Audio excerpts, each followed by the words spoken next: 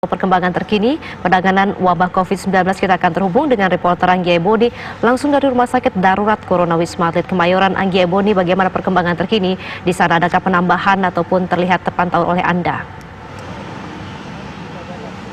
Ya, selamat siang Dita, Faisal dan pemirsa.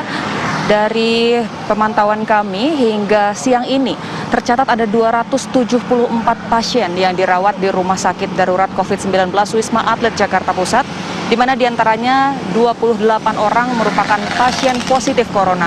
Jumlah ini meningkat cukup tinggi dibandingkan dengan jumlah pasien positif kemarin, hanya ada 14 orang.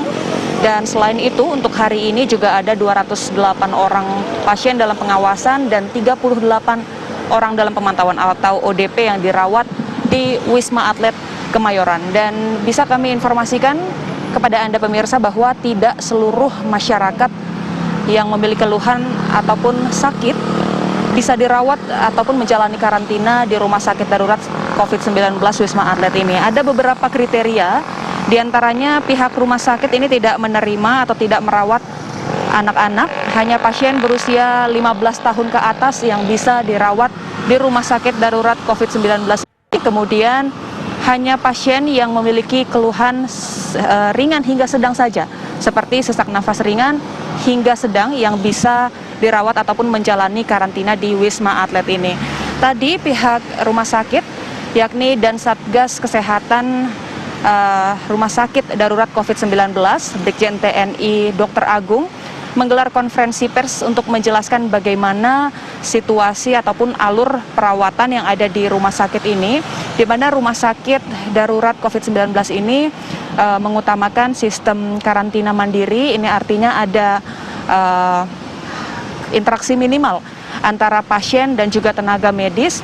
Dan tadi kami juga menerima informasi bahwa pasien yang dirawat di Wisma Atlet ini menempati masing-masing satu unit yang ada di Wisma Atlet, di mana untuk satu lantai ini terdiri dari 34 unit, 32 diantaranya diperuntukkan bagi para pasien, kemudian satu unit untuk khusus perawat dan satu unit lagi untuk ruang pemeriksaan. Nah, nantinya para pasien dan juga perawat di masing-masing lantai ini terhubung dalam grup WhatsApp begitu.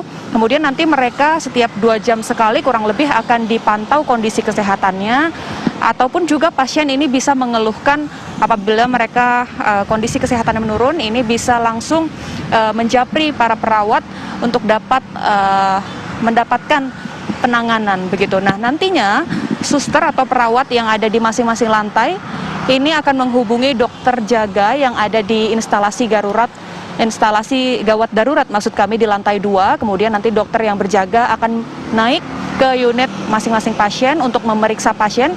Kemudian jika ternyata dibutuhkan penanganan lebih spesifik, nantinya dokter yang berjaga tersebut akan mengarahkan dokter spesialis untuk turut memeriksa pasien. Karena di sini informasinya ada berbagai dokter dengan latar belakang berbeda atau spesialisasi yang berbeda, seperti dokter spesialis paru, kemudian THT, hingga penyakit dalam ini turut berjaga di Rumah Sakit Wisma Atlet Kemayoran Jakarta Pusat.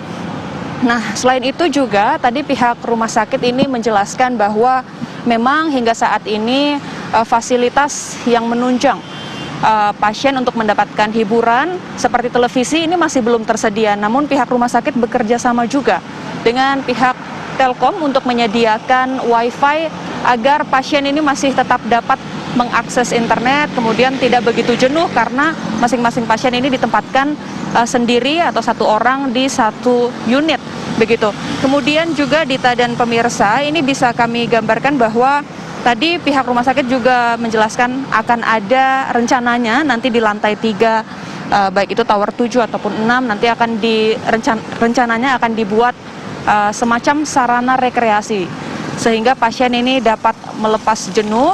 Namun tentunya ini hanya diperuntukkan bagi PDP ataupun ODP, karena untuk pasien yang positif tentunya akan diisolasi secara terpisah.